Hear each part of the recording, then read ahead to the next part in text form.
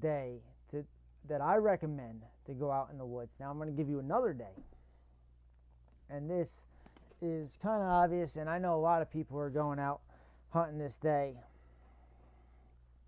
And I still think this is the tail end of the seeking phase. I'm going to write this down here. I'm going to write this down here.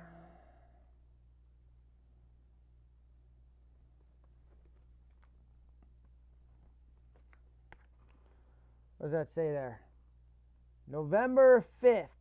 And if you don't know what November 5th is, I don't know if you checked your calendar. But let's go back. Let's go back to the calendar. On November 5th, 3rd, 4th. It's election day. So I know a lot of people have off on election day. And you don't want to just go out because you have off. You want to hunt when you should and not when you can if you have that luxury. Okay? Well, a lot of people can hunt on November 5th, but it's also a day that you should hunt on November 5th. I'm going to tell you why. It's the tail end of the seeking phase, but I think this is where the rubs are going to actually turn cold. This is where they're going to be in transition from the seeking phase. We're going to go to the tippy top here. This is chasing. The chasing phase. And that is really going up. So we're starting to get into that transition. We're up here. I'm going to say November 5th is right here. We're almost up at the mountaintop here. This is November 5th. And the conditions, let's check the weather. Let's check the weather. What is November 5th going to be? It's going to be a little bit warmer. But that's okay, because guess what? Guess what?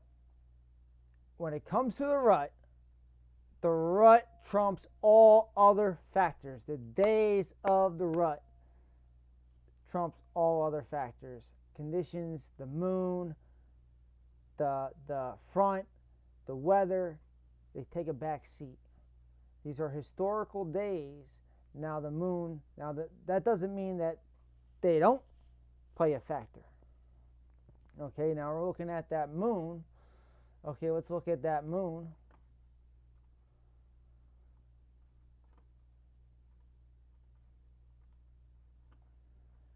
November 5th is a waxing crescent. And so that's still going to be good morning hunting from my experience.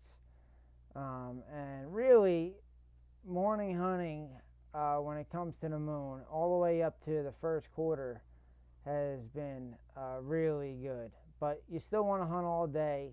And when we talk about seeking, they're going to be fat. They're going to be moving pretty quick this time. I still wouldn't be too aggressive going into doe beds just yet. I'd still be hunting. I'd probably go in a heavy transition area, maybe from a buck bedding source to food in the afternoon. Or in the morning, I would try to do maybe still some of that territorial stuff in the morning. Rackgetter has some great products. The Hot to Trot, which is the doe estrus. They have they came out with this new platinum thing, and it's pretty. I talked to Gerard, and he told me it's mixed with doe estrus and it's all synthetic.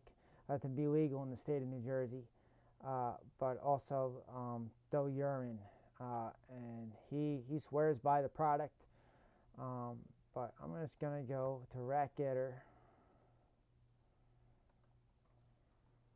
Scents and Wars, and I'm gonna show you some of their products here. Now you see these gels, they got the Climax, which is a great scrape. If you have that Climax, or if you get it, a store, put that in the scrape. It lasts a few days. It lasts longer than the spray. And then put a little pre-orbital on the licking branch, or use their rack rope if you don't have a licking branch in your mock scrape.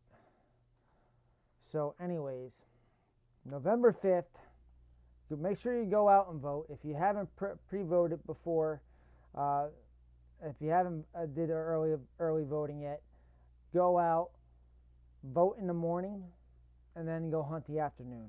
I would say heavy travel, buck travel corridor, any heavy runs that and it's a great time to be out in the woods. This is the tail end of the seeking phase. Now